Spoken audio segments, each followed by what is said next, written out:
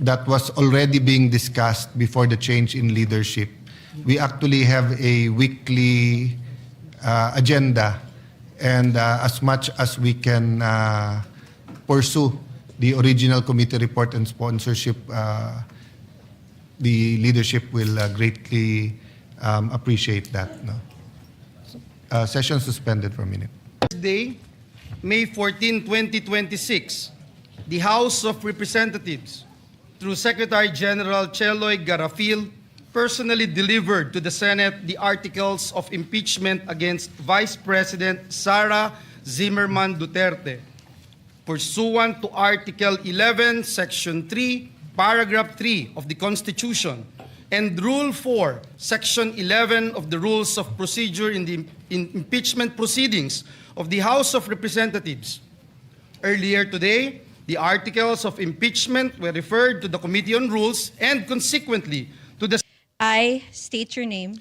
I, Alan Peter Compañero Shram Cayetano, Solemnly swear solemnly swear that in all things appertaining to the trial of the impeachment of Vice President Sara Zimmerman Duterte, that in all things appertaining to the trial of the impeachment of Vice President Sara Zimmerman Duterte, now pending, I will do impartial justice according to the Constitution.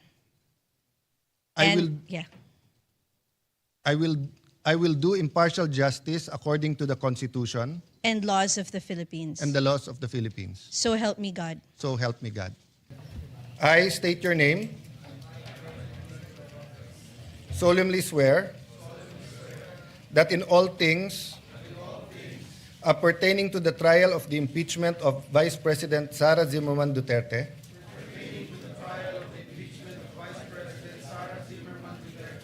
now pending, I will do impartial justice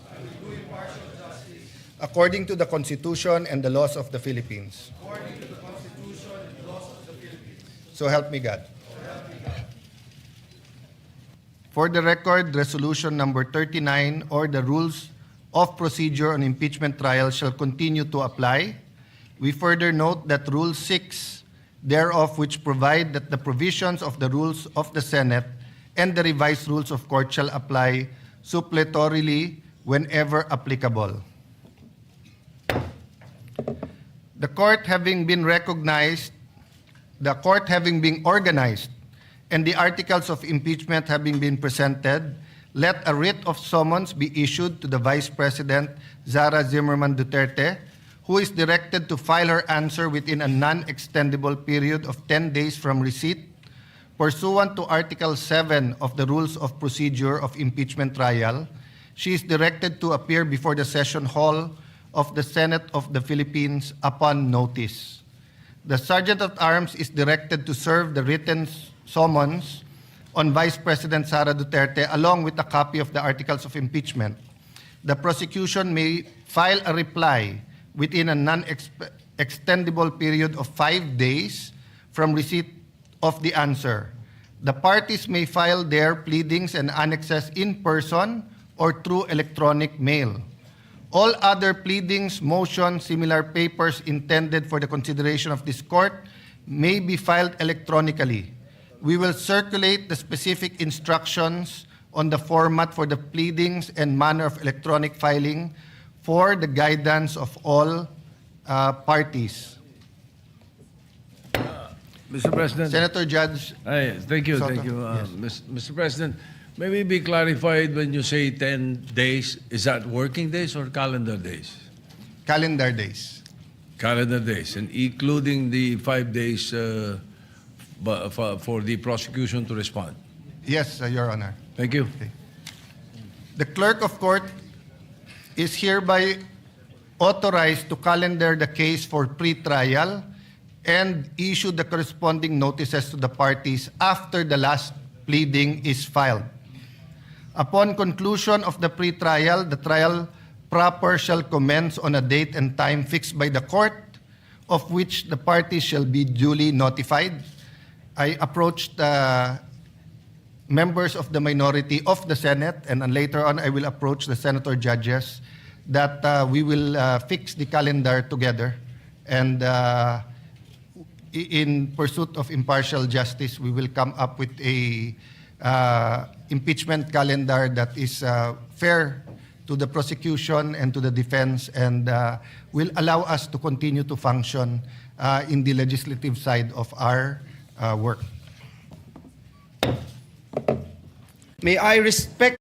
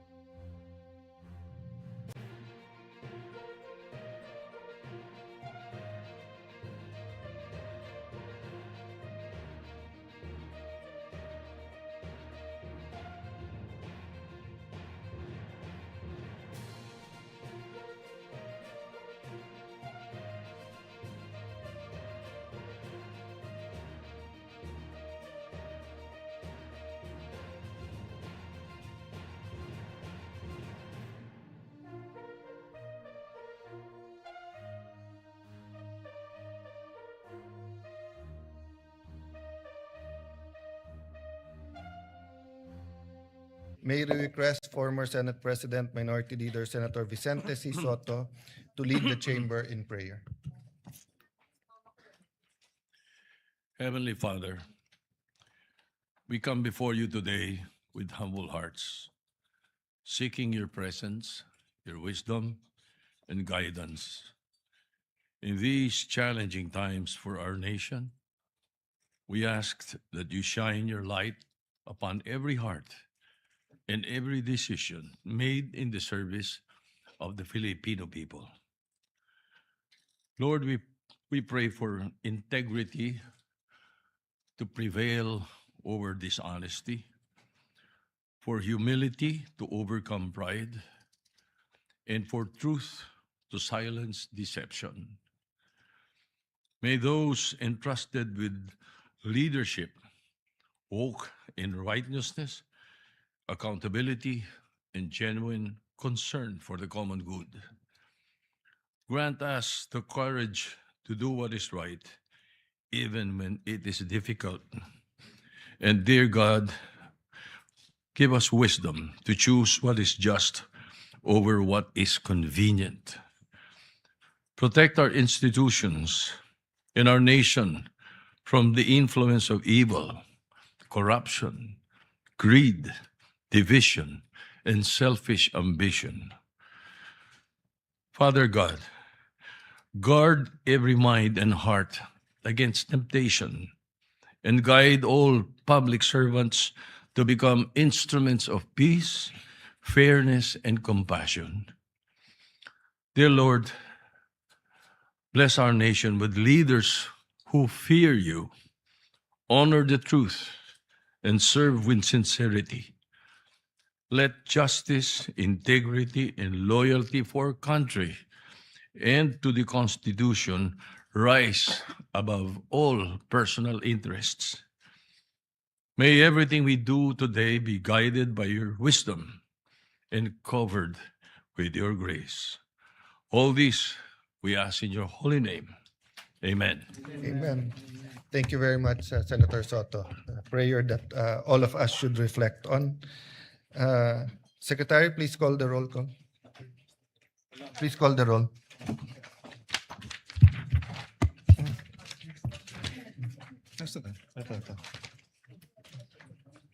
Roll call of members. The Honorable Senator Aquino, Senator Cayetano Pia, Senator De La Rosa, Senator Ejercito, Senator Escudero, Senator Estrada, Senator Gatchalian, Senator Go, Senator Ontiveros, Senator Lacson, Senator Lapid, Senator Ligarda, Senator Marcoleta, Senator Marcos, Senator Padilla, Senator Pangilinan, Senator Soto, Senator Tulfo Erwin, Senator Tulfo Rafi, Senator Villanueva, Senator Villar Camille, Senator Villar Mark, Senator Zubiri, Senator President, Senate President Cayetano Alan is present. With 22 senators present, the chair declares the presence of a quorum.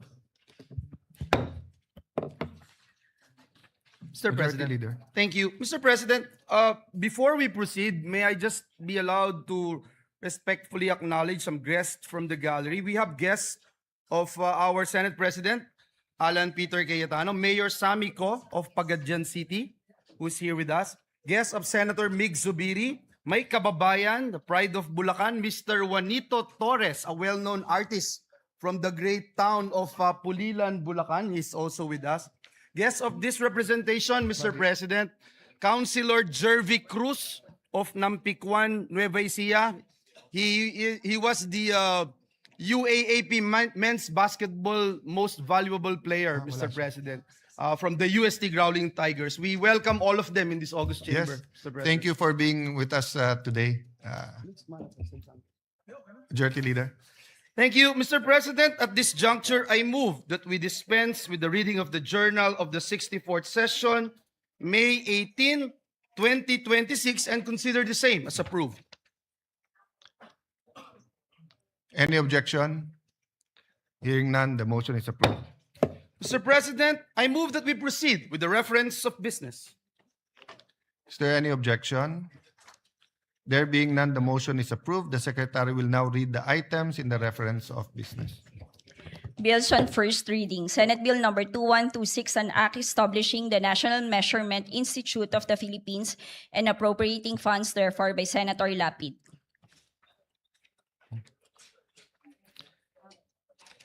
Referred to the Committee on Science and Technology, Civil Service, Government Reorganization, and Professional Regulation, Ways and Means, and Finance.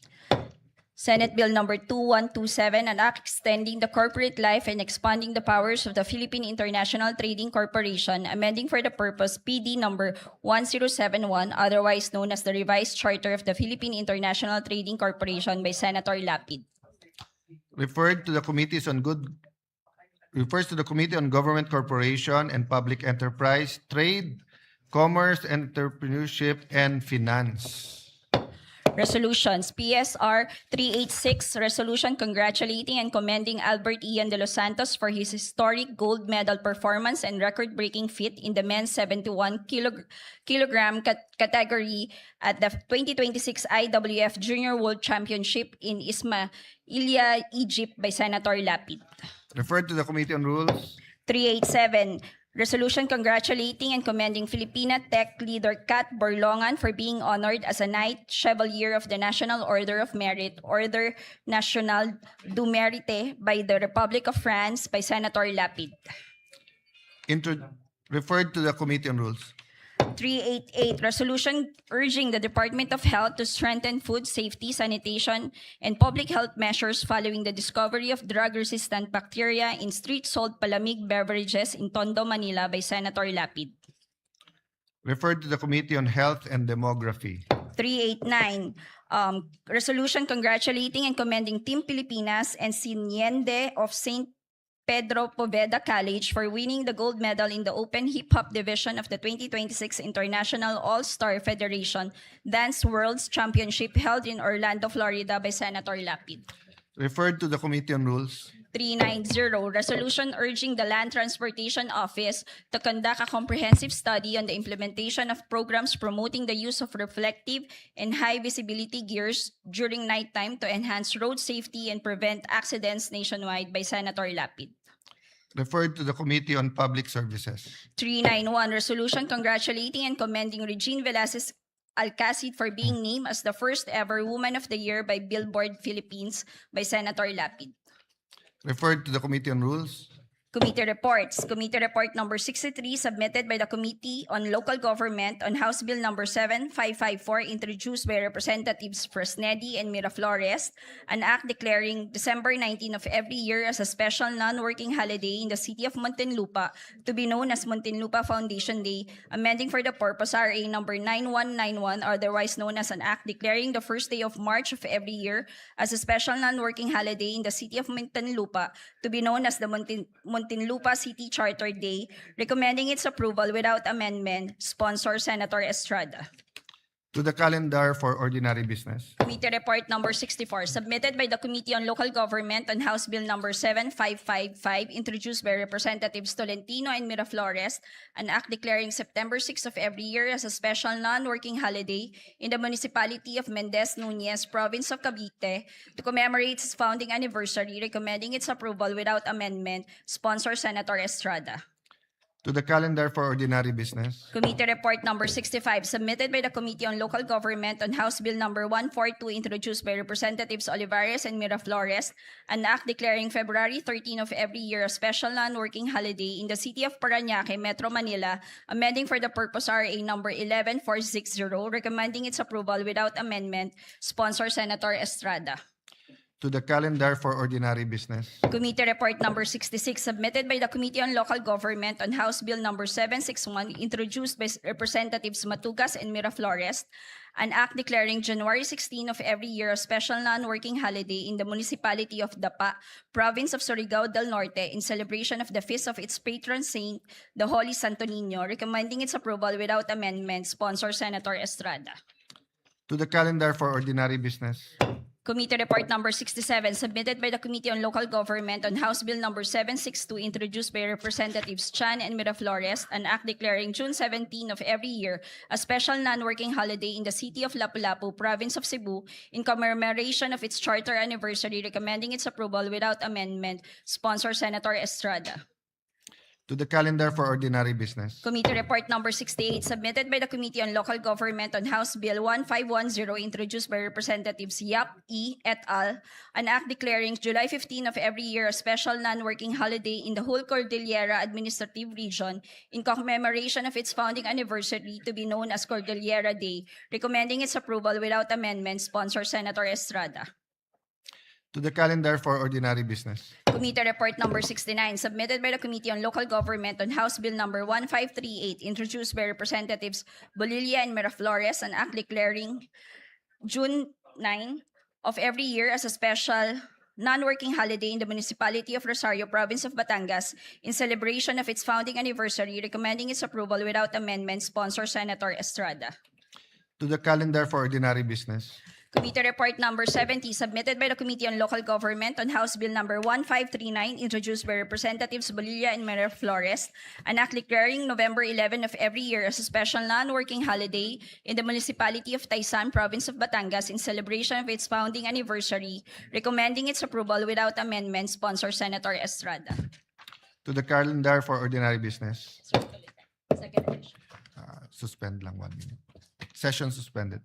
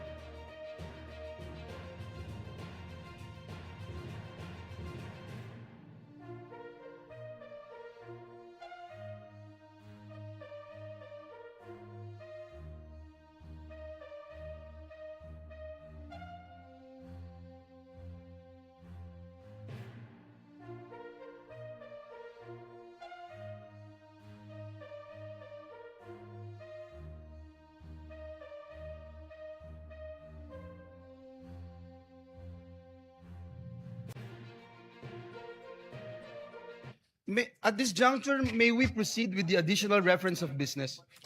Please proceed. Additional reference of business. Message from the House of Representatives. Letter from the House of Representatives informing the Senate that on May 5, 2026, it passed the following House bills in which it requests the concurrence of the Senate. House Bill number 8466, an act instituting the National Land Use Policy, providing the implementing mechanisms, creating for the purpose the National Land Use Commission, and appropriating funds therefore. Referred to the Committees on Sustainable Development, Goals, Innovation, Futures Thinking, and Finance.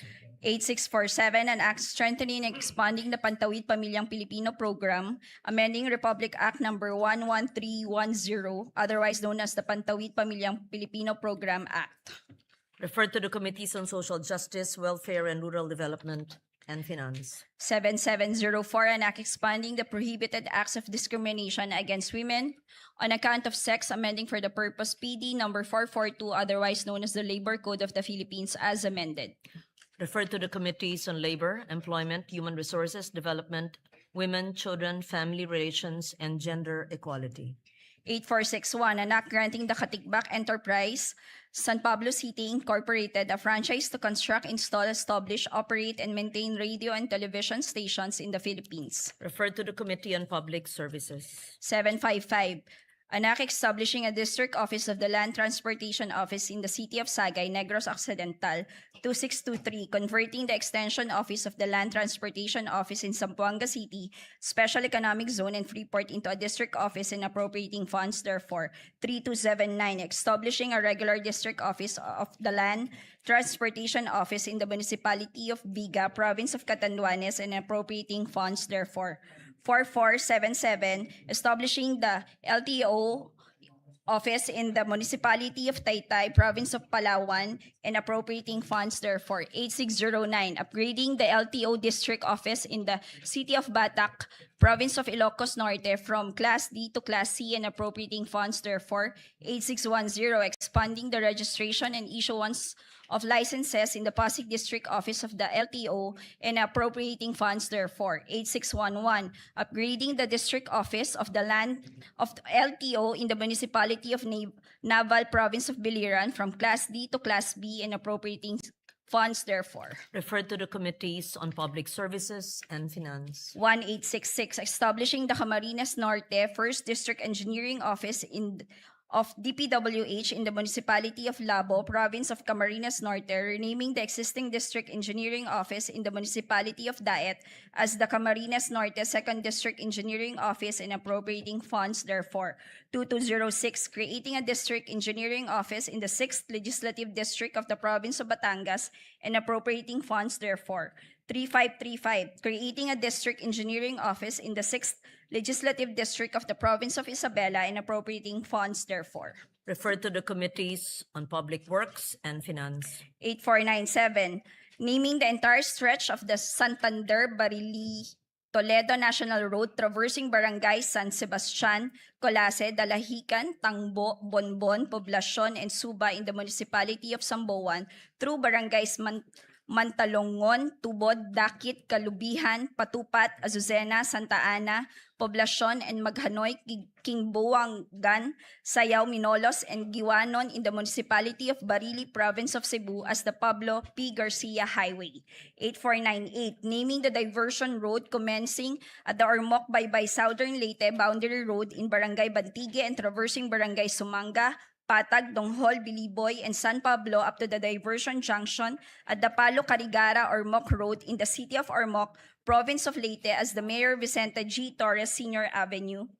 8499, naming the road from Barangay West Junction of Hermosilla Drive through Barangay North Rizal Extension Road up to Barangay Donghol, Donghol Lake Imelda Road, which is also referred to by the Department of Public Works and Highways as the Ormoc Lake Imelda National Tertiary Road in the city of Ormoc, province of Leyte as the Judge Benjamin Pongo Sr. Avenue. Referred to the Committee on Public Works. 8496, renaming the Tawi-Tawi Regional Agricultural College as the Tawi-Tawi State College, expanding its curricular offerings and strengthening its governing board. Referred to the Committee on Higher Technical and Vocational Education. 8577, converting the Cuatro College of Arts and Trades in the Municipality of Allen, Province of Northern Samar, into a polytechnic institution to be known as the Northern Samar Polytechnic Institute and appropriating funds therefore.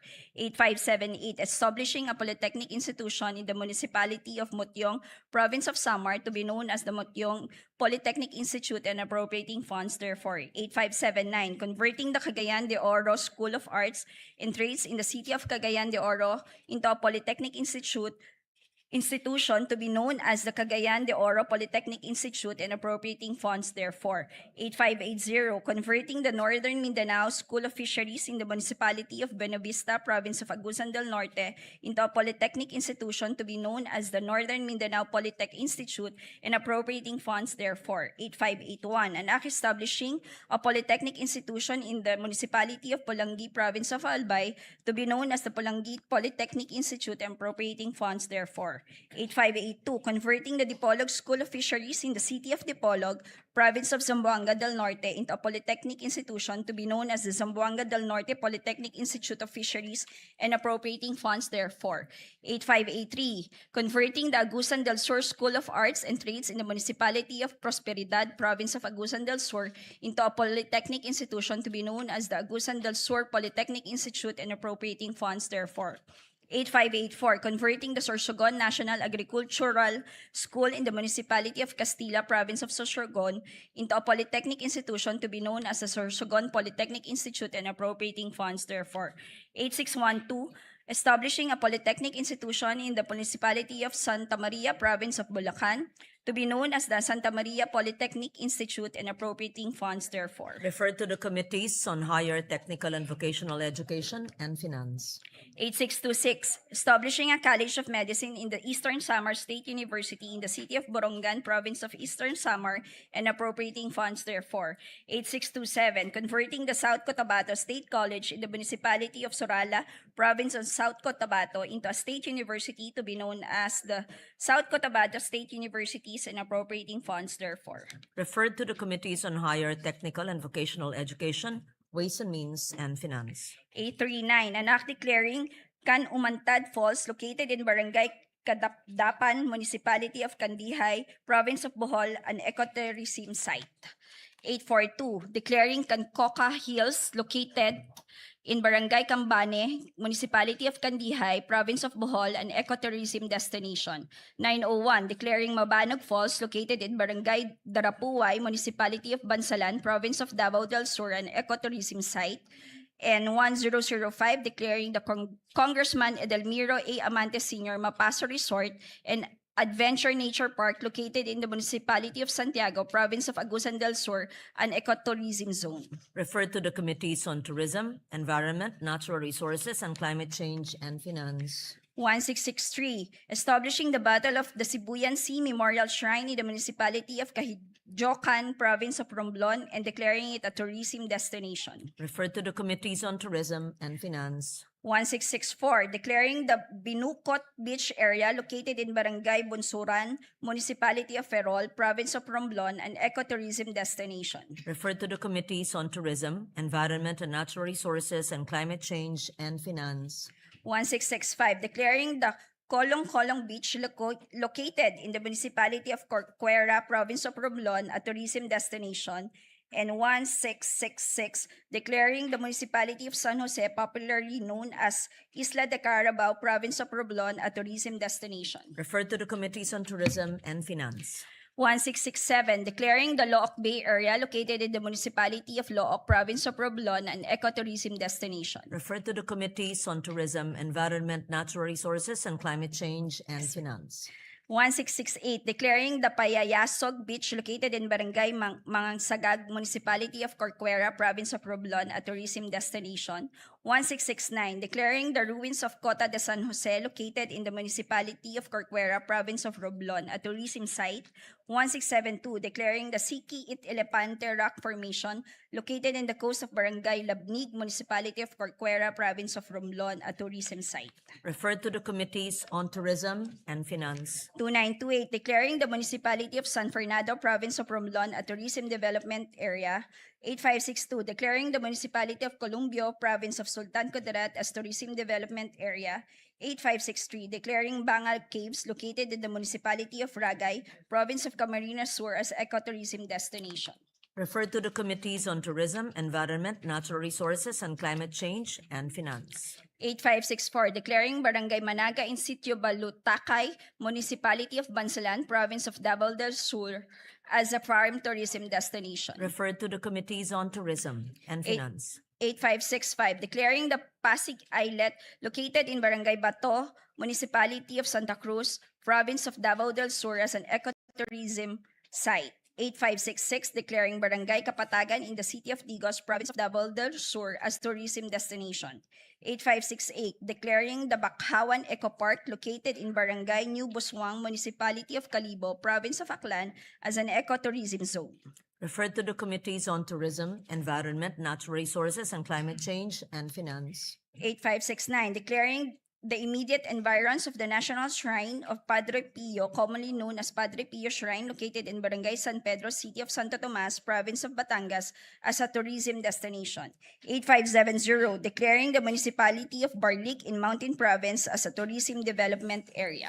Referred to the Committees on Tourism and Finance. 8571, declaring the Palani Beach located in the municipality of Balod, province of Masbate as an ecotourism destination. 8572, declaring the Bien Unido Double Barrier Reef and its immediate underwater environs of Bien Unido, province of Bohol as a tourism destination. 8573, declaring Ulot River in the municipality of Paranas, province of Samar, an ecotourism destination. 8574, declaring Sitio Pulacan of San Fernando Barangay, City of Talisay, Negros Occidental as an ecotourism zone. 8575, declaring the Agusan Marsh located in the municipalities of Talocogon, San Francisco, Rosario, Bunawan, Loreto, La Paz, and Veruela, all in the province of Agusan del Sur as an ecotourism zone. Referred to the Committees on Tourism, Environment, Natural Resources, and Climate Change, and Finance. 8621, upgrading the Kalinga Provincial Hospital in the city of Tabo, province of Kalinga into a Level 3 regional hospital to be known as the Northern Cordillera Regional Medical Center and appropriating funds therefore. 8622, establishing in the city of Valencia, province of Bukidnon, a multi-specialty hospital and research center to be known as the Bukidnon Farmers Research and Medical Center and appropriating funds therefore. And 8623, renaming the Jose B. Lingad Memorial General Hospital in the city of San Fernando, province of Pampanga to Jose B. Lingad Medical Center, increasing its bed capacity from 1,000 to 1,500 beds, upgrading its professional healthcare services and facilities, authorizing the increase of its medical personnel and appropriating funds, therefore repealing for the purpose RA number 11359. Referred to the Committees on Health and Demography and Finance. 8457, granting a legislative franchise to Cagayan 1 Electric Cooperative to construct, install, establish, operate, own, manage, and maintain a distribution system for the conveyance of electric power to the end users in the city of Tuguegarao and municipalities of Peña Blanca, Enriles, Solana, Amulong, Piat, Santo Niño, Tuwao, Rizal, Igig, Alcala, and Bagao, province of Cagayan. 8458, granting a legislative franchise to Isabela 1 Electric Cooperative to construct, install, establish, operate, own, manage, and maintain a distribution system for the conveyance of electric power to the end users in the cities of Kawayan, City of Santiago, municipalities of Angandanan, San Guillermo, Ramon, San Mateo, San Isidro, Alicia, Etchague, Cordon, Jones, San Agustin, Cabatuan, Luna, and Reyna Mercedes, province of Isabela.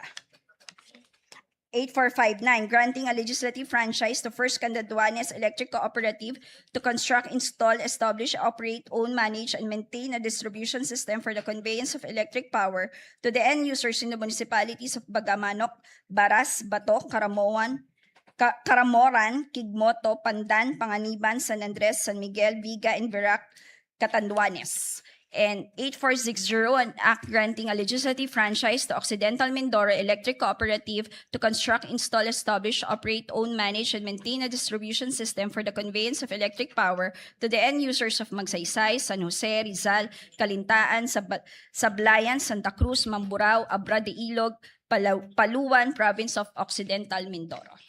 Referred to the Committee on Public Services. Madam President, if I may, Majority Leader. Thank you. Madam President, before we proceed, may I just be allowed to recognize some guests from the gallery? Guests of Senator Ligarda, Regional Director John Montero of BJMP Region 6, and Mr. Sergio Dava Jr. of the Provincial Government of Antique. Also, guest of this representation is Kasim Mirza from the University of Santo Tomas. We welcome all of them in this August chamber. We welcome you to the Senate. Madam President, having closed the period of interpellation, may I be allowed to respectfully move that we resume consideration of Senate Bill number 1511 under Committee Report number 15. This is the bill strengthening the protection of parents against hospital detention. I so move, Madam President.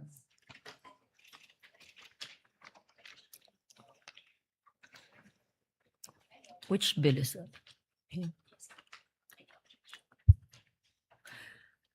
Any objection? Hearing none, the motion is approved and consideration of the said measure is now in order. Please proceed. Thank you, Madam President. This juncture, I move to open the period of individual amendments and with the consent of the body, may we recognize, Madam President, Senator Risa Ontiveros and to propose, not proposing na. Oh, the chair, the sponsor of the measure, Senator Risa Ontiveros, to propose amendments, Madam President. I so move. We recognize Senator Risa Ontiveros for the period. Is this committee amendments? This is individual amendments, Madam President. Individual amendments? Yes. But Senator Ontiveros is a sponsor. Yes, Madam President. Please proceed. Thank you, Madam President. Madam President, I thank Senators Sherwin Gatchalian, Joel Villanueva, and Robin Padilla for their proposed amendments, enhancing the provisions of Senate Bill 1511, or the Enhanced Anti-Hospital Detention Act. Page 1 amendment from Senator Gatchalian. On page 1, line 12, after the conjunction or, delete the word carers and replace with the word caregivers. I so move, Madam President. No objections? It's adopted. Thank you, Madam President. Page 2 amendment. I Yes, see Madam Senator Pia The lady Cayetano. from Taguig and Patera, Senator Pia Cayetano, seeking the floor. May I move that she be recognized, Madam We President? recognize Senator Pia Cayetano. Thank you, Mr. President, Madam President. Her Honor will recall that this representation waived our right to interpolate on the condition that we would be allowed to ask clarificatory questions during the period of the amendments. Does Her Honor recall? Yes, Madam President. Yeah. So what I'll do, Mr. President, is I'll just make a prefatory statement now because my amendment is actually in this line now, in line 13. So if I, with the permission of the sponsor, may I proceed? Yes, Madam President, by all means. Just to be clear about it, the amendment was accepted. Yes, And- I'm on the next. I'm on to And the we are next. on to the next, and we recognize Senator Pia. Thank you, Mr. President. So I'd like to put on record that this bill that Her Honor is sponsoring is an amendment to the bill that I sponsored and that became law over a decade ago. I don't even remember the year. Do we remember the year? I just want to put it on record kung gaano katagal na yon and how we appreciate that Her Honor is chairman of the Committee on Health at the time that she was handling this. 2007, so 19 years ago na. It honestly feels like maybe 6 years ago, but it's 19 years ago. So it is high time, and I thank the sponsor for taking the time to revisit this law. Even after we passed it, we received many reports on how the situation of yung detention of patients has improved, but then we would still continue to have to intervene many times because this situation still kept coming up. So this representation is thankful that we have the opportunity to strengthen this law even further.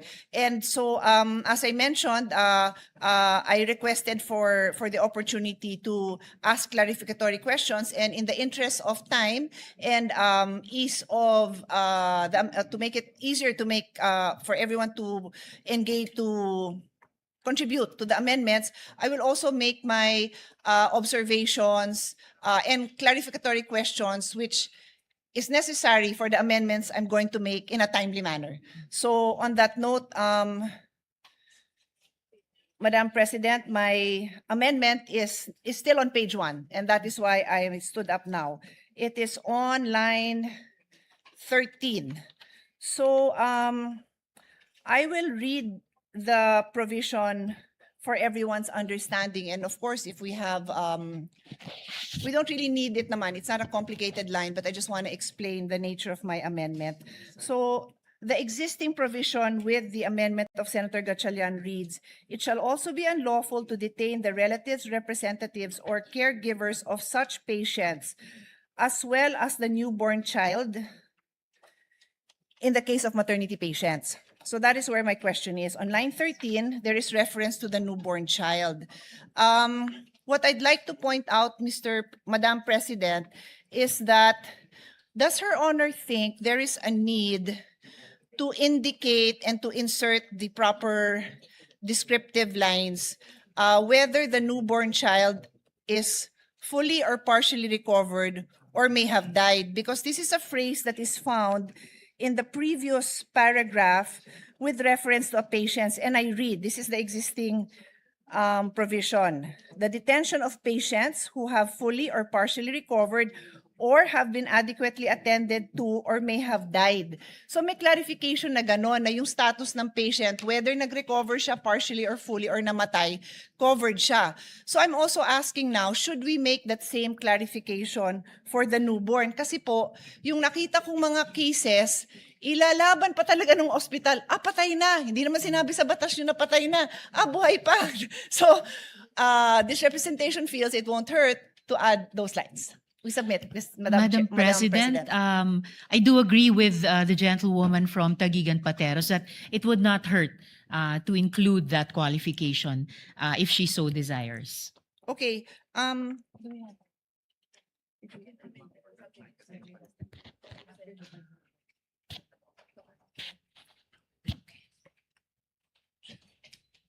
Then we will make the amendment, Madam President. I can get back to Her Honor. It's a very simple line naman, so let me just propose it. We can proceed so we don't delay, and then I'll get back to this line. Yes, Simple Madam lang naman. President. It will I'll be, ask my Legi staff as well to formulate yes, of course. this. I would just like to clarify. Before this, we accepted the amendment, and this will be another sentence, the next sentence. May you just please read it, and then we say subject to style, or depending on the consultation with the sponsor. Yes. Well, more or less subject to style, it would be newborn child who has fully or partially recovered or who has been adequately attended to or who may have died. Similar to the above provision. We submit, Madam President, subject to style. If the sponsor so agrees, then the amendment you're supposed to accept it if you would agree. Just to add, Unless Madam there's any President, to objection. my earlier acceptance, although this second paragraph of Section 1 is originally supposed to refer to that nefarious practice of palit ulo, but as I mentioned, it would not hurt if the gentlewoman so desires to add that qualification of whether having fully or partially recovered and having been adequately attended to or may have died to the phrase newborn child, Madam President. It is therefore accepted by the sponsor. It is accepted, Madam Subject to President. I just style. made of record that the original focus of this paragraph was that palit ulo practice. That is clear. But just to be clear, the focus doesn't change. This amendment strengthens that whether buhay po or patay na po, covered, hindi nila pwedeng, it strengthens the right That of is understood. the mother to Yes. to be able to bring home her child. Yes, Madam Yes. President. And we recognize the Minority Leader, Senator Soto. I will concur with the subject to style, but just as a reminder, editorial amendment. I don't think there is a use for the Article 2 between us and D. Yeah, that's what. Yes, yes, we noted that, Madam President. I would have included that. My staff was already pointing it out to me, but since I said subject to style, di ko na po sinama. But thank you, Mr. Minority Floor Leader, dahil yun din po ang nakita natin. Thank you for that. We thank the Minority Leader for that. We proceed. Madam Sponsor. Yeah, yes, Madam President. Thank you. On moving now to page 2 amendments. First from Senator Gatchalian. On page 2, line 12. Madam President, Yes, I have Madam an President. interior amendment. Mine, Madam President, is on line 6. And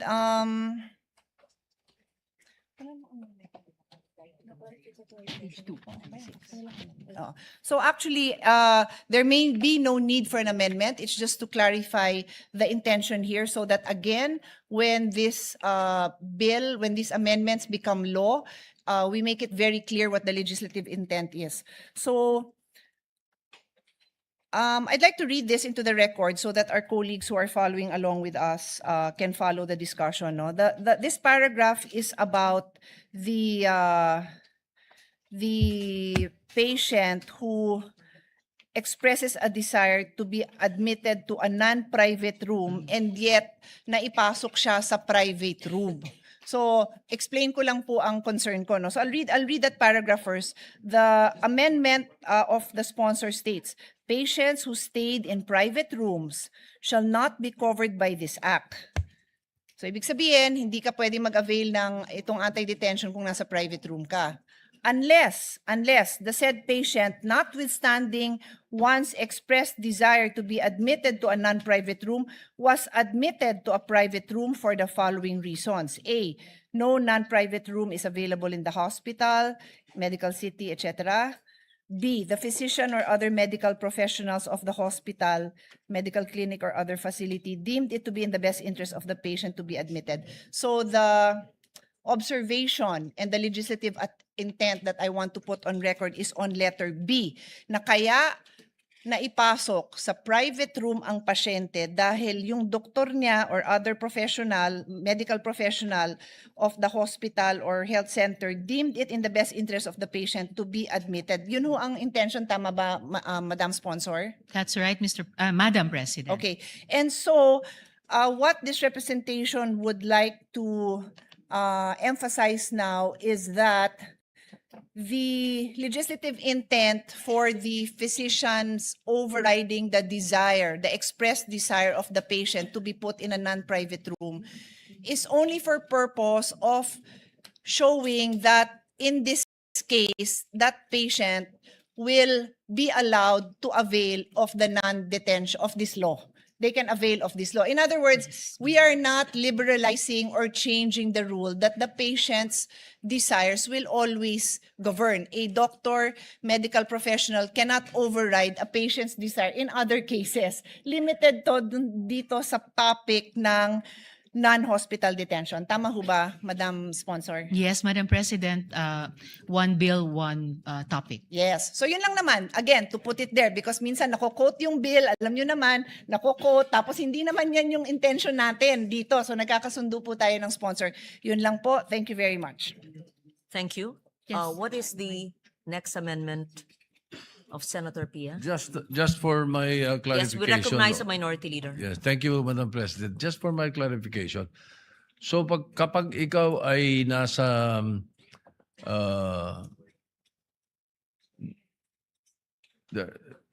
in a private room, you know, you're in a private room, the law does not apply to you? This law does not apply to you? Is that it? That is right, Madam President.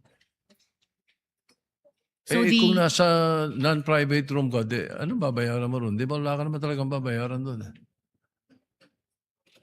Sa private room kami babayaran eh. It's actually the So case. why are we Sorry, exempting Minority Leader. them? It's actually the case po, Madam President, good Minority Leader, that even patients po na-admit halimbawa sa mga ward, sa mga basic accommodation, kahit sila po ay nag-a-accrue po ng out-of-pocket expenses. Yes, I Opo, agree. Madam So, President. kaya hindi pa pwede this law is very important for them. Ano? Gusto nga natin to. And it's a variation of the original law by Senator Pia Cayetano. But then again, ang understanding ko in the language is kapag ikaw ay sa private room, they can detain you pag hindi ka makabayad. The intent, Madam President, is that in the contexts and under the conditions specified in this bill at dinagdagan po natin from the original law, may recourse po yung pasyente under this law. It is not to say na kung recourse. iba pa po ang circumstansya niya, wala na siyang ibang remedies under the law, but it may be other laws. Ito po specific to those. What kung saan recourse ito kaya yung- would that be? For example, we have a patient in a private room, may cirrhosis of the liver, and then sabi ng mga doktor, wala na pag-asa ito. Iuwi nyo na lang. Hindi maiuwi, walang pambayad. Hindi papayagan ng ospital. They do not fall in the category of this law. Or this bill, I'm sorry. Unfortunately, Madam President, in the case of that patient, yung medical decision po ng attending physician niya ang magpe-prevail. Well, The answer, if Her Honor will allow. Certainly, Madam Yeah, President. at May the least, sponsor, yes. thank you. At Senator least Pia. during the time that we sponsored the original bill, iba lang yung requirements ng private hospital. They have the liberty to, nagpapauwi naman yan sila, and we really don't support any detention under any condition. But because they chose a private room, minsan ang mahal din talaga ng rooms na pinipili nila, may iba silang kondisyon. So they may be requiring promissory note, guarantor, ang daming requirements bago nila palabasin. In this case, very specific yung rule na no detention, and then later on in other provision, there are also requirements pa rin to produce something, but that is what the law is dictating. Hanggang dito lang ang pwede nyong i-require. Pag private na, then the hospitals can make other requirements, Mr. President, to secure the payment that they for payment for the services that were rendered, Mr. President. Yun yung naalala po natin dun sa bill when we worked on it before. Thank you. Additionally, I hope Madam it President, clarifies. po maiiwasan yung sitwasyon na binababalaan ni Minority Leader dahil kahit sa mga private hospitals, by law, kailangan nilang i-provide 10% ng mga kwarto nila under ward or basic accommodations terms to the patients, Madam President. well, just for the record, so that when this bill becomes law, the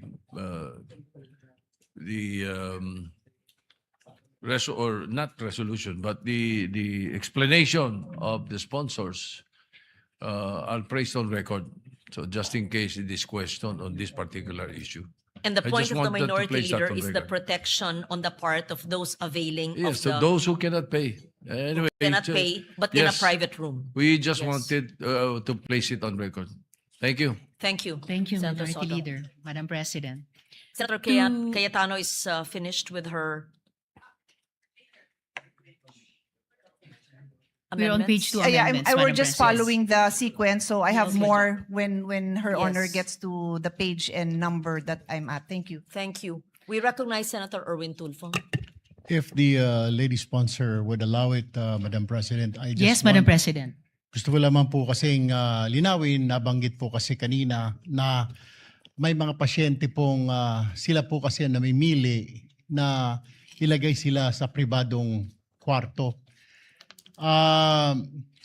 Sa amin pong public service, sa aking pong tanggapan, kadalasan po na ini-interview po namin ay bakit ka pumasok sa private room gayong wala ka naman palang kakayahan na magbayad. Ang sagot po lagi sa amin, Madam President, good lady sponsor, ay emergency po. Puno po lagi ang mga ward, ang mga free ward. Kaya napipilitan pong silang sinasabi sa ospital na kung maaari ilagay ang kanilang pasyente sa private ward, sa private room. Minsan po alam nila na napakamahal po ito pero gusto lang po siguro nilang mailigtas ang kanilang mahal sa buhay. Kaya po, kasi ang sinasabi kadalasan ng ospital, ala po kaming kwarto, ala po kaming higaan para sa inyo. Kailangan po ninyong ilipat ang inyong pasyente. Dito po nagkakaproblema. Kaya napipilitan po ang isang mahirap na pasyente na kababayan natin na sabihin na lamang okay na po sa free ward, ay sa paying po kami, magbabayad naman po kami. Gayong alam po nila na wala po silang kakayahan na magbayad. Ito po ang isa sa mga kadalasang suliranin ng mga kababayan natin, Madam President, good lady sponsor. Kaya po, hindi naman sa kagustuhan nilang mailagay sa private room, kundi dahil sa ika nga, kailangan na pong matugunan, makita ng doktor ang pasyente. Otherwise, ang option lamang po nila ay ilipat sa ibang ospital.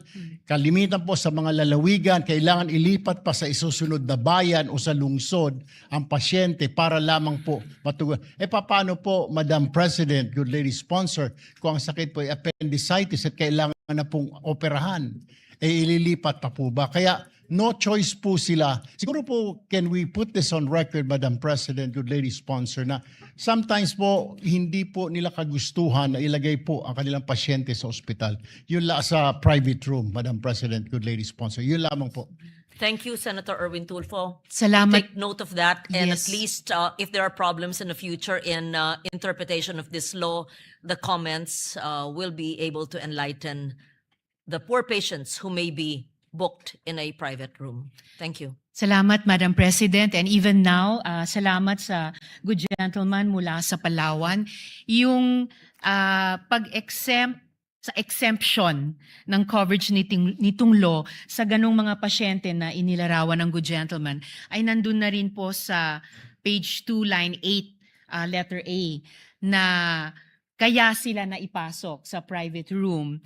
May dahilan na no non-private room in the hospital, medical clinic, or any other similar facility was available. Or ganun yung impormasyon na ibinigay sa kanila. And the patient was compelled to be admitted thereto due to the urgency of the case. Pero nagpapasalamat pa rin ako sa good gentleman. Yung dagdag na paliwanag nila sa ganitong sitwasyon ay on the record na rin po para sa mga situations in the future tulad ng sinabi ni Madam President na kailangan pang lalong ipaliwanag. Salamat, Madam President. Thank you. We recognize Senator Pia Cayetano. It's just an added commentary. Earlier when I said that we thank the sponsor for taking up this amendment to the existing law, kasi nga these are the kind of examples that are brought to our attention, whether it's kay Senator Tulfo sa atin and I'm sure sa tanggapan din ng ating sponsor. So kaya nasama na nga yung sinasabing sitwasyon ni Senator Tulfo, nandyan na sa letter A, and I read it into the record earlier. So we thank the sponsor na in-include na talaga yan kasi it's a very common complaint that we receive. Thank you. Thank you. Salamat, Madam President. Moving on to, page 2 amendments from Senator Gatchalian. On page 2, line 12, after the second article, insert the word attending. And after the word other, insert the word competent. I so move, Madam President. No objections? Hearing none. The amendment is adopted. Thank you, Madam President. Still from Senator Gatchalian, on page 2, line 18. After the word circumstances, insert a colon and the phrase, provided that the medical justification shall be in writing and signed by the attending physician or other competent medical professional. I so move. No objections. Hearing none, it is adopted. Thank you, Madam President. From this representation and Senator Gatchalian, still on page 2, between lines 18 and 19, insert the following paragraph.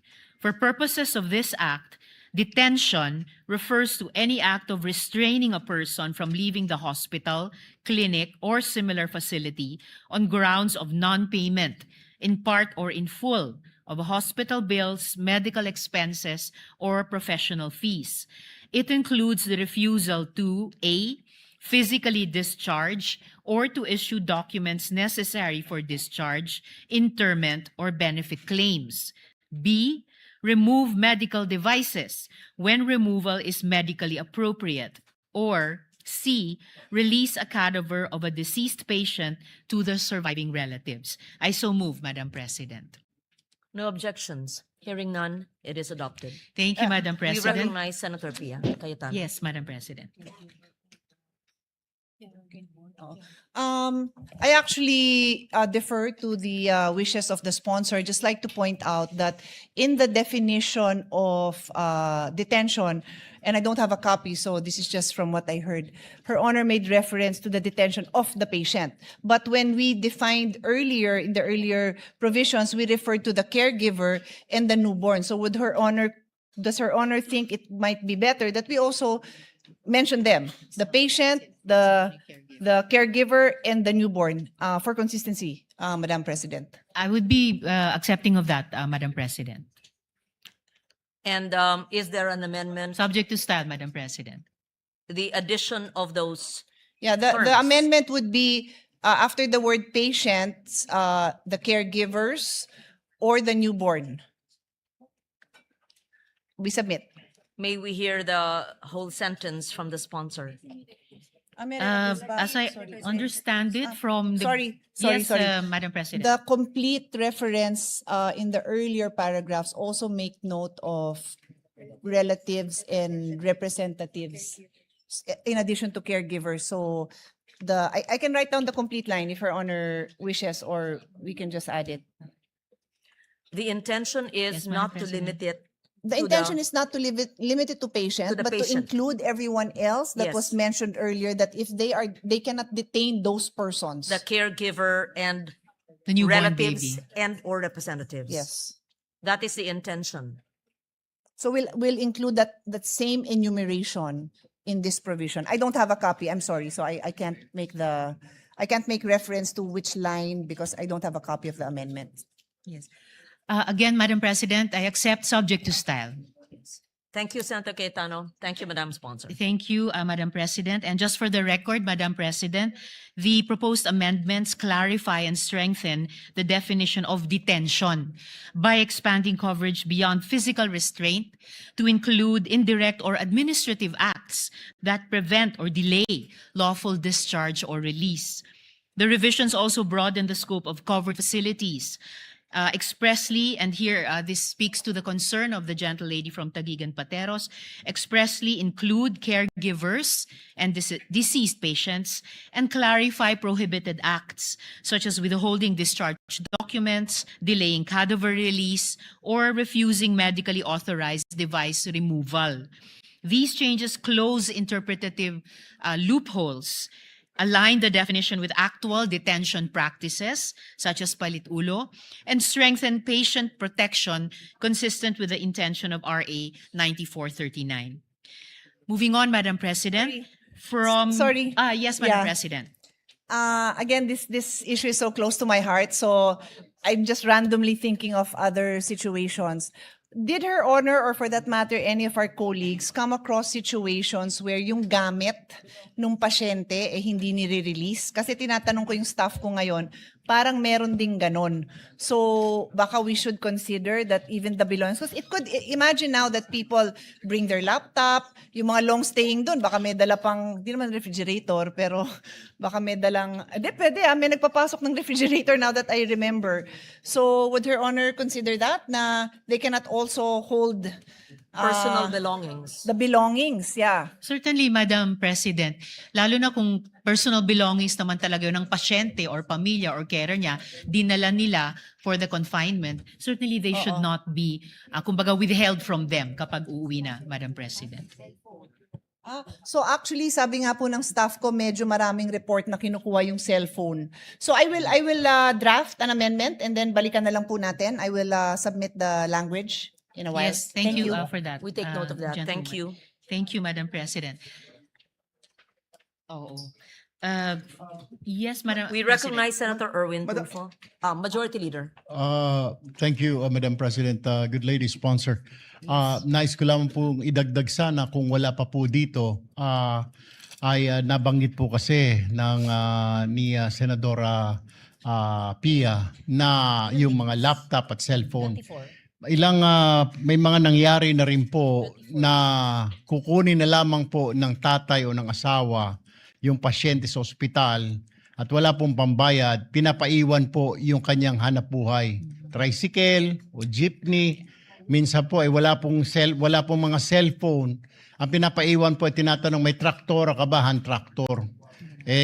No choice po kundi gagawin po nung pasyente, nung asawa o ng tatay, iiwan po ang kanyang pangkabuhayan. Jeepney, tricycle driver, tricycle, traktor, hand tractor, Madam President, good lady sponsor. So, just in case kung wala pa po, baka pwede isama na ho natin. Wag naman, na hanap buhay po yun eh. May lalabas niya nga po yung kanyang anak, asawa, subalit yung kanyang pangkabuhayan naman po ay mawawala. Thank you, Madam President. What is the amendment of Senator Tulfo then? Gusto ko po sanang maisama po ito How kung do we phrase it? kung isama na rin po Yes. doon sa amendment Livelihood? po. Opo, na kay Senadora Pia, yung livelihood, wag naman pong alisin yung livelihood, Madam President. And so we would include personal belongings and livelihood. Is that what the sponsor would agree to? Again, Madam President, probably subject to style, but I fully recognize the not just concern but real situations na inilalarawan ng good gentleman mula sa Palawan. Kaugnay nung dati ring mga or kasalukuyang practices na pinapipirma ng promissory note at kailangan may collateral. Paano nga po kung walang collateral or maika-collateral yung tao na aabot pa hanggang sa mga kagamitan para maghanap buhay. So this amended law is intended or amendatory bill is intended to prevent such situations. So I would be open to adding language reflecting the concern raised by the good gentleman. Thank you. Madam President, Yes, if I may. Majority Leader. Madam Yes. President, we have been talking about the proposed amendment of the distinguished gentleman from Palawan, and right now, Senator Pia and our minority leader are coordinating with each other with the right word that will be introduced later on. So we would like to put that into the records. Madam President, if I may I just move for a minute suspension? Session suspended.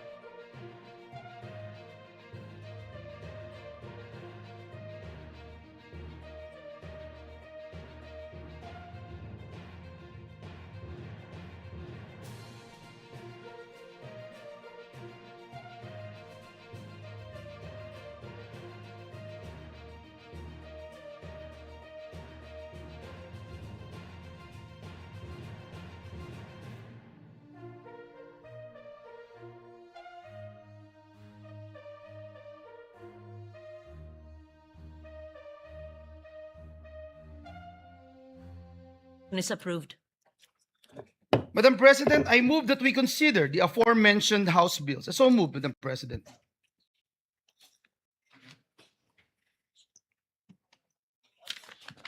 Any objection? Hearing none, the motion is approved. Secretary, please read into the record the title of the bills without prejudice to inserting into the record the whole text thereof. House Bill number 6639, an act granting Philippine citizenship to Benny Francois Boatwright III. House Bill number 6644, an act granting Philippine citizenship to Matthew James Ramos. Madam President, upon the consultation of this representation to the minority leader and with the consent of the body, may I respectfully move to recognize Senator Francis Kiko Pangilinan to deliver an omnibus sponsorship speech. I so move, Madam President. We recognize Senator Kiko Pangilinan for his sponsorship. Yes, please proceed. Thank you, Madam President. Thank you, distinguished Majority Leader, Acting Majority Leader, and to our distinguished colleagues. I rise today, with the permission of our colleagues, for an omnibus sponsorship of two committee reports. Committee Report number 61 in consideration of House Bill 6639, granting Philippine citizenship to Benny Francois Boatwright III, and Committee Report number 62 in consideration of House Bill number 6644, granting Philippine citizenship to Matthew James Ramos. These measures correspond to Senate Bill 5095, authored by Senate President Alan Peter Cayetano, Senator Pia Cayetano, and Senator Bongo, granting Philippine citizenship to Benny Boatwright, and Senate Bill number 1613, authored by Senator Bongo, granting Philippine citizenship to Matthew James Ramos. Matthew and Benny are world-class athletes who, despite the many opportunities and paths available to them elsewhere, have chosen to cast their lot with the Filipino people. Pinili nila hindi lang lumaban para sa bandila natin, pinili rin nilang maging bahagi ng ating kwento bilang isang bansa. Matthew James Ramos is a decorated wrestler and a proud son of Filipino Pangasinense Father Chris Crescente Holanday Ramos. Kahit na ipinanganak at pinalaki sa Estados Unidos, pinili ni Matthew na bigyang karangalan ang kanyang mga ninuno, hindi lang sa salita, kung hindi sa sakripisyo, sa paninindigan at serbisyo sa Philippine sports. At the height of a promising wrestling career in the United States, Matthew made the life-changing decision to represent the Philippines in international competitions and help elevate the sport of wrestling in the country. Among his outstanding accomplishments, Matthew was runner-up in the 2023 NCAA Championships and was hailed as Purdue University's 60th All-American. He is a two-time NCAA qualifier and a two-time Big Ten place winner, finishing 7th in 2022 and 3rd in 2023. He became the 2022 U.S. Open champion in the 57-kilogram category and reached the NCAA Championships round of 12 in the 133-pound division that same year. He was also a two-time NWCA, National Wrestling Coaches Association Scholar, All-American, and at a young age, captured the 2018 Cadet World Championship in the 51-kilogram category. He was ranked among the top wrestling recruits in the United States by Flow Wrestling, Intermat, and the Open Mat. Yet, despite these accolades and the many doors open to him in America, Matthew Ramos chose the Philippines. He embraced not only our food, from adobo to dinuguan, and to balut. If you are able to eat balut, you are very, very Filipino in that sense. But also the deeper values that define us as a people. Respect for elders through po and opo. The importance of family. During the hearing, I think 6 or 7 or 8 of his family members and his fiancée or his girlfriend was there. And he brought the warmth of the Filipino spirit and of community. Like adobo, which is cooked differently in every region of the country, being Filipino comes in many forms. But whether in cooking, in sports, or in nationhood, what matters most is the heart, ang puso. And for Matthew Ramos, becoming Filipino is already in his heart.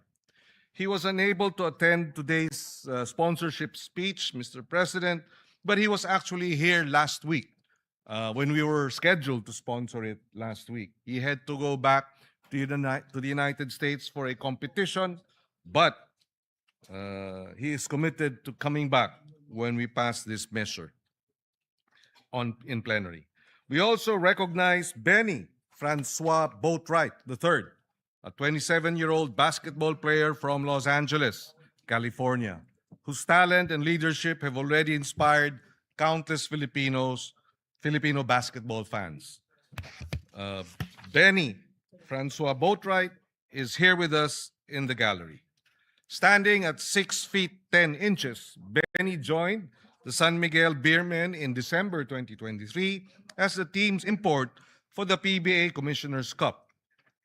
He played a crucial role in leading the Beermen to the championship, delivering 19 points, 13 rebounds, 8 assists in the title-clinching Game 6. But beyond his athletic ability, Benny understands something deeply familiar to Filipinos, that basketball is never about one person alone. It is about trust, sacrifice, and teamwork. That spirit mirrors our own Bayanihan tradition, the belief that people achieve greatness when they lift one another up.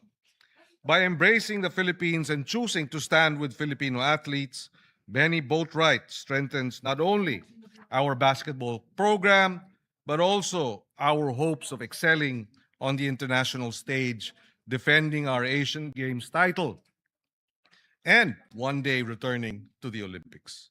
In recognizing the sincere desire of Matthew James Ramos and Benny Francois Boatwright III to become Filipinos, these bills seek to honor not only their achievements as athletes, but also their genuine commitment to our flag, our people, our culture, and our nation. For citizenship is not defined solely by jus soli, meaning right by birthplace, or jus sanguinis, meaning right by blood.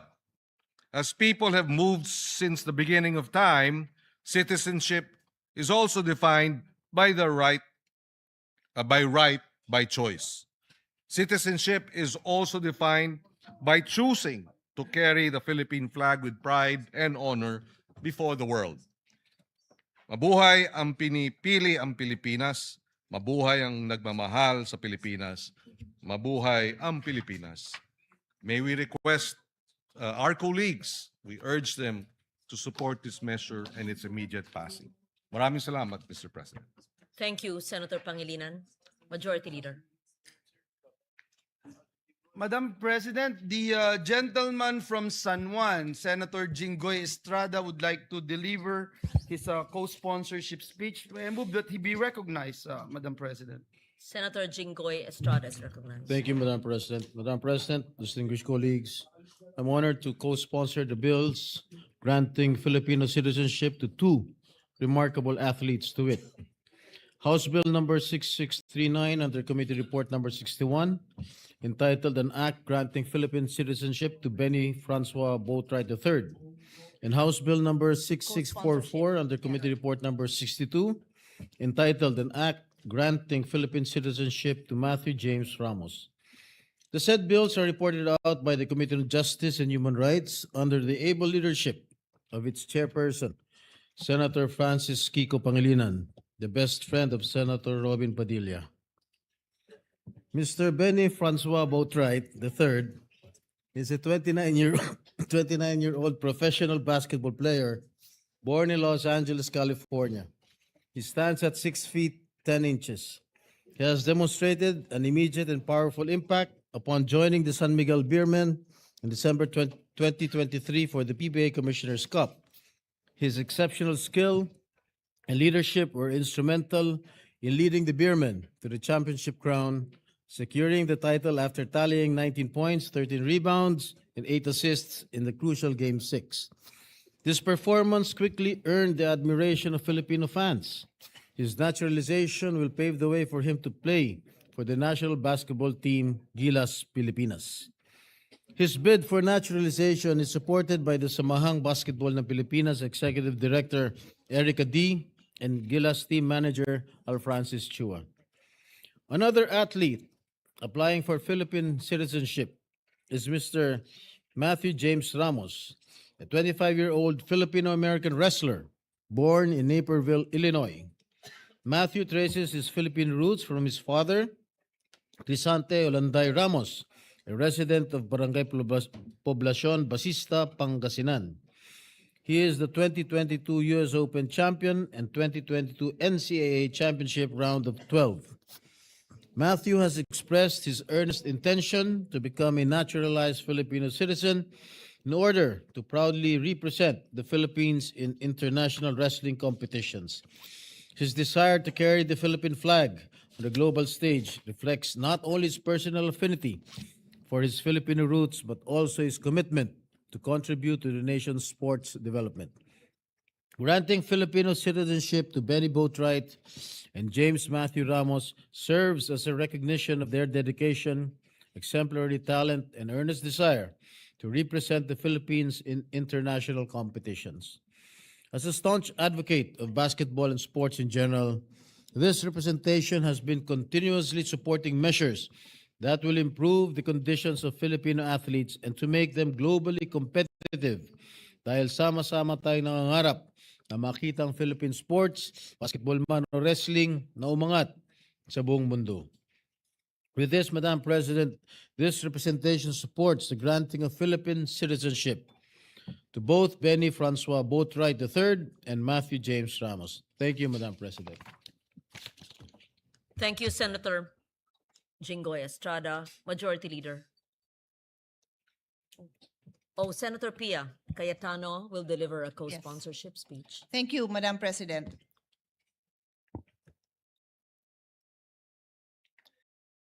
Madam President, I rise to co-sponsor House Bill number 6639 under Committee Report number 61, granting Philippine citizenship to Benny Francois Boatwright III, and House Bill number 6644 under Committee Report number 62, granting Philippine citizenship to Matthew James Ramos.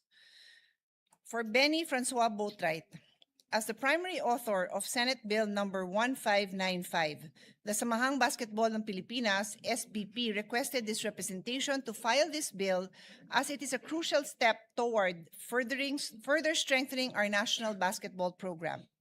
Since joining the San Miguel Beermen in December 2023, Boatwright has proven to be more than just a talented player. His impact and presence on the court was deeply felt by Filipino fans. He has demonstrated that what it truly means to contribute to Philippine sports, with excellence, consistency, and a heart that has clearly found a home here. In fact, Boatwright's connection to our people predates his professional career. Growing up, he was surrounded by our community and culture and had many Filipino friends. This natural bond with our heritage is exactly why he has integrated so seamlessly into our local basketball scene. Since first arriving in 2023, Boatwright has consistently chosen to return to the Philippines, not merely as a place of work, but as a community with which he has formed a genuine and lasting bond.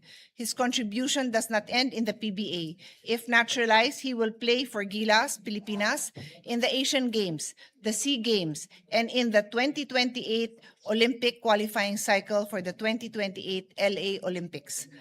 Ultimately, Boatwright's value to this nation goes far beyond his performance on the court. His genuine love and affection for our people, our culture, and even our food is something that cannot be coached. For Matthew James Ramos, a 25-year-old Filipino-American elite wrestler who traced his heritage to his father, Crisente Holanday Ramos of Basista, Pangasinan, he intended to become a naturalized citizen to officially represent the Philippines in international combat sports competition, being supported by the Wrestling Association of the Philippines. Ramos holds an exceptional athletic record, highlighted by being crowned the 2018 Cadet World Champion, winning the 2022 U.S. Open Championships, and finishing as the 2023 National Collegiate Athletic Association, NCAA, national runner-up for Purdue University, where he earned All-American honors. Demonstrating a rare balance of athletic and academic rigor, he maintained his standing as a two-time National Wrestling Coaches Association Scholar, All-American, and was recognized as one of the 2024 Outstanding Seniors by Purdue's College of Health and Human Sciences.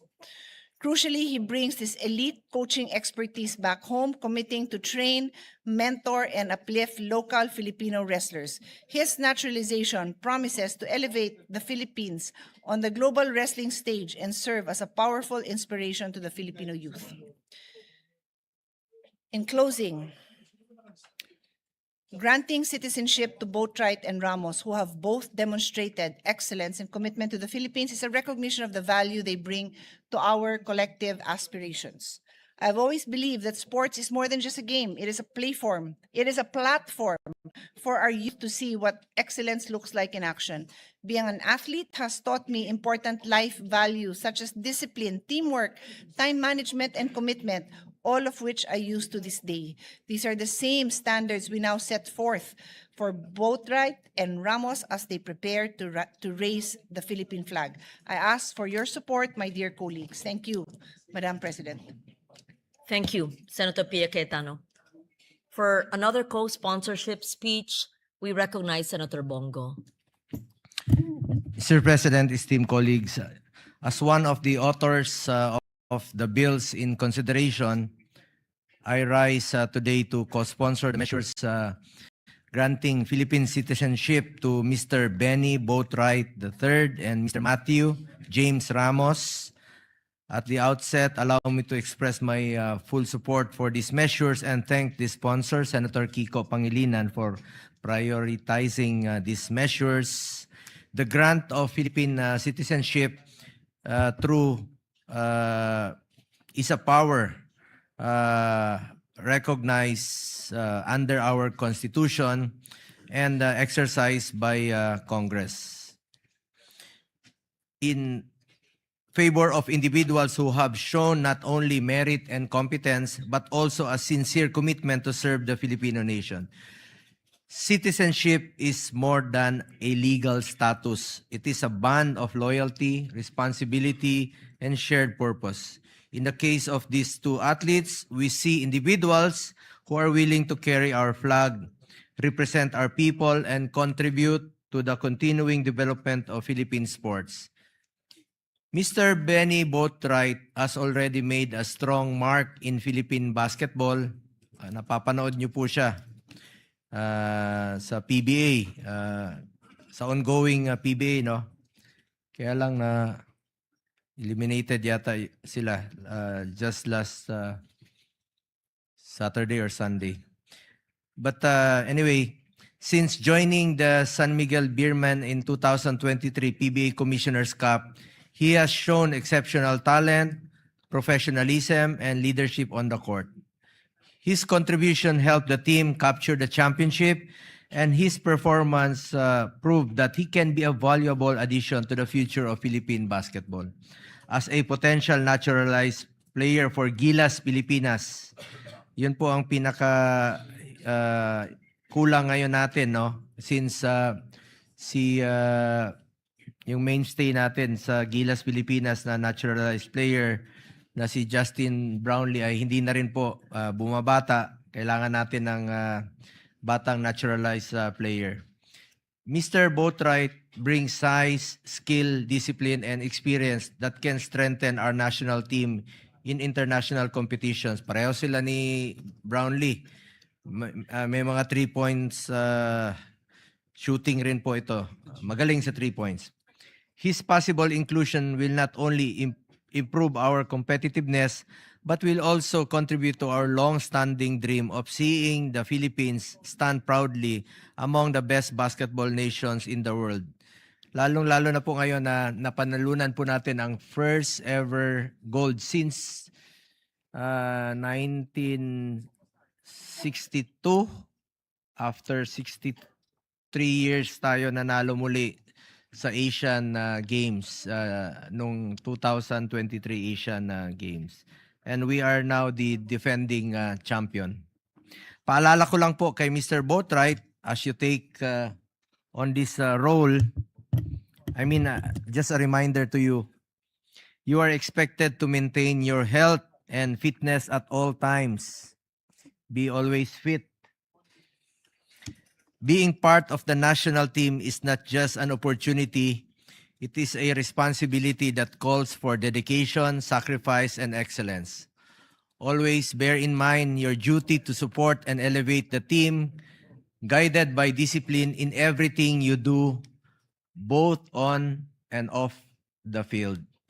You must consistently keep yourself in peak condition, prepared to perform and compete at the highest level. Always eat Filipino food. Try to eat bulad also, my favorite. Likewise, we also recognize Mr. Matthew James Ramos, a Filipino-American wrestler whose Filipino roots trace back to Pangasinan through his father. Ito talaga, nanggaling po ito sa Pangasinan at pride natin ito. Mr. Ramos has clearly expressed his desire to become a Filipino citizen and to represent the Philippines in international wrestling competitions. This desire is not only merely symbolic, it reflects his respect for his Filipino heritage, his connection to our people, and his willingness to bring honor to the country through his chosen sport. Napakaganda po yung kanyang naging desisyon na muli na to represent the Philippines. With athletes like Mr. Ramos, we have an opportunity to further develop the sport, which will open more doors for Filipino wrestlers and raise our standing in regional and international tournaments. Mr. President, as chairperson of the Committee on Sport, I believe that our duty is not only to support athletes who already bring honor to the country, but also to strengthen the systems and opportunities that will allow Philippine sports to grow.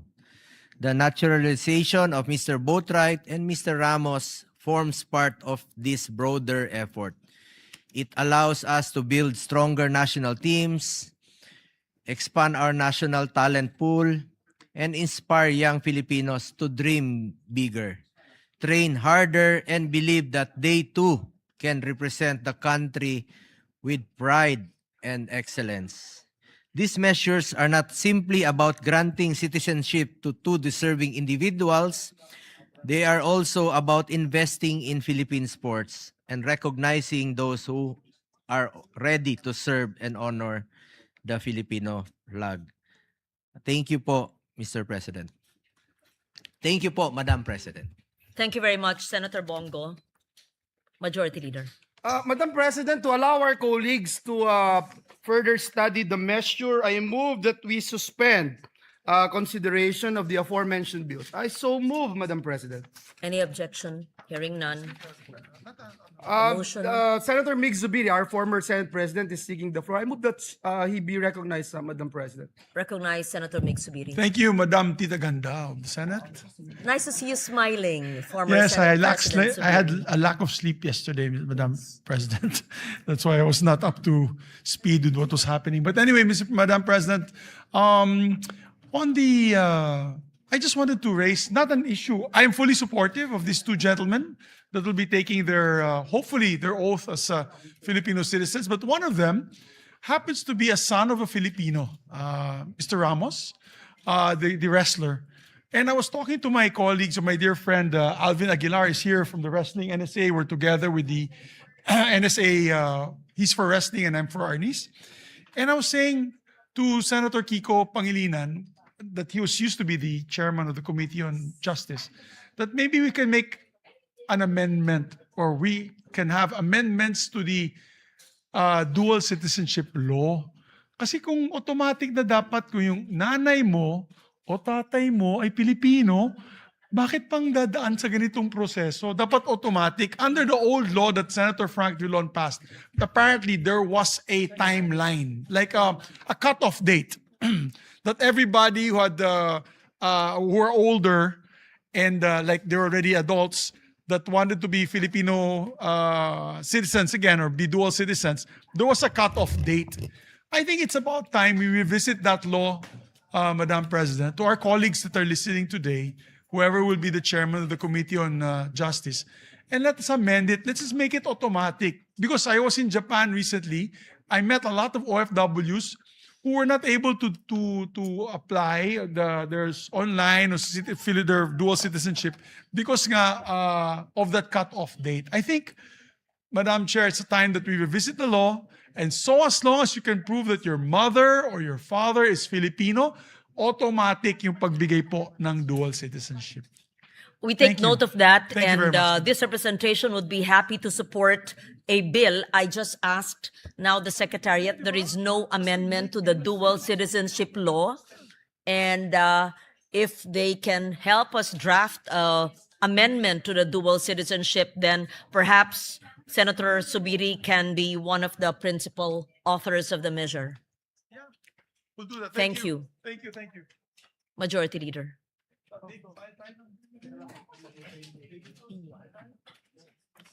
Yes, Madam President, may I move again to consider Senate Bill number 1511 under Committee Report number 15, and this is the bill strengthening the protection of patients against hospital detention. So move, Madam President.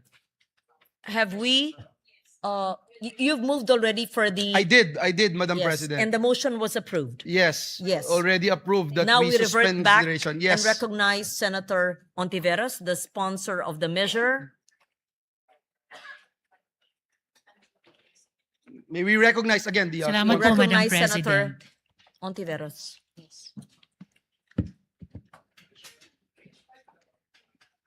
Salamat po, Madam President. If I may, Madam President, pending confirmation from the gentlewoman from Taguigan Pateros, if my proposed formulation of the questions she raised and about which she will formulate an amendment is already acceptable to her, may I seek the permission of Yes. Madam President to proceed with the amendments of Senator Gatchalian? Please proceed. We Thank you. recognize Senator Pia Cayetano as well. All right, Madam President. Yes, Madam President, dear sponsor, on page 2, between line 18 and 19, the amendments which included this representation's amendment to the amendment to include patient, relative, representative, caregiver, and new caregiver is accepted, except that some words are plural and some words are singular. So may Her Honor just choose, will we go with singular or plural? Thank you. So subject We to will style, go with approved, plural, subject Madam to style. President, and subject to style, Madam President. So thank you, Madam President. Senator Cayetano is done with her amendments. Yes. All right. I will read the whole text, Madam President, as amended. Okay. So if I may proceed, Madam President? The session suspended. Yes, Madam President. Yes, minute suspension.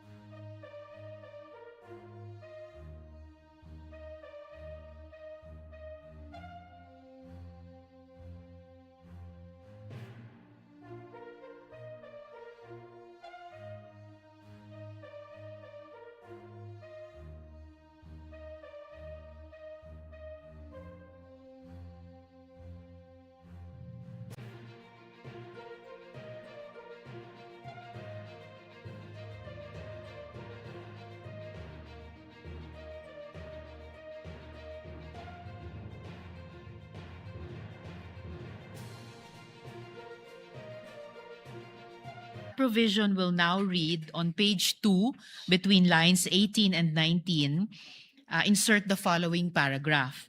For purposes of this act, detention refers to any act of restraining a person, whether a patient, relative, representative, caregiver, newborn, or deceased person, from leaving a hospital, clinic, or similar facility on the ground of non-payment, in whole or in part, of hospital bills, medical expenses, or professional fees. It includes the refusal to A, physically discharge a patient or issue documents necessary for discharge, interment, or benefit claims. B, remove medical devices when such removal is medically appropriate. C, release personal belongings. And D, release the cadaver of a deceased patient to the surviving relatives. So for the record, Madam Chair. We therefore approve Yes, the Madam Chair. amendment just read by the sponsor. Thank you, Madam Chair. To proceed, still on page 2 from Senator Gatchalian. On page 2, line 30, after the word required, delete the preposition on and replace with preposition of. Further, on the same line, delete the word senior citizens and replace with the word patients. I so move. No objection. So Thank- approved. Thank you, Madam Chair. Madam President, page 3 amendments now. Still from Senator Gatchalian. On page 3, line 2, after the word development, delete the colon and the phrase provided further that those patients who are partially recovered shall sign a waiver or undertaking that they are assuming the risk of the consequences for requesting for discharge despite having not fully recovered. I so move. No objection. Thank Amendment you, is approved. Madam President. We recognize Senator Yes, Madam Pia President. Cayetano. To repeat, the motion approved was to delete from colon and the following phrase up to the words having not fully recovered. Yes, that Yes, is Madam clearly Chair. understood. Yes, Sorry, Madam Chair. I would just like to see it in writing, just because I was conferring with my staff on my amendment on this same item, so I was not able to capture the actual amendment. It might be the same as mine, it might be different. I need time to just look at the actual amendment, Madam President. It is actually different, Madam President, and it's supposed to be the next amendment that I will read into the record, also from Senator Pia Cayetano. And I will yield the floor if the good gentle lady would prefer to read her amendment, Madam President. So I understand my amendment is different, but I do have a comment on this amendment. If Her Honor can just give me time, a minute suspension, please. All right. Yes, Session Madam President. suspended.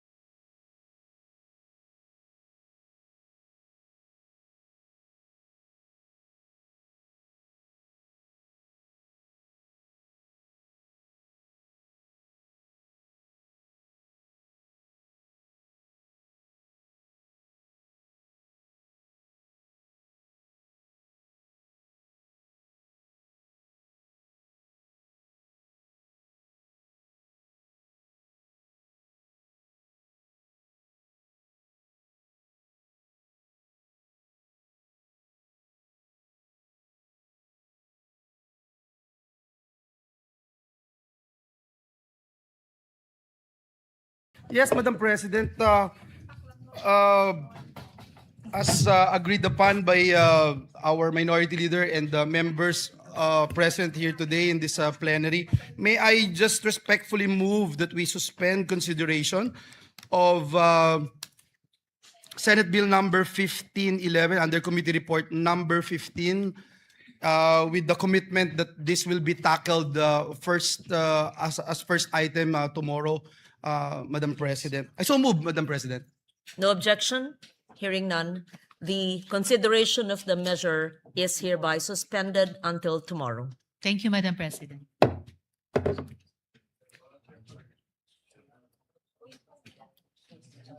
Madam President, at this juncture, and pursuant to Rule 10, Section 13 of the Rules of the Senate, may I respectfully move to elect Senator Mark Villar as chairperson of the Committee on Finance, Vice Senator Win Gatchalian. So moved, Mr. President.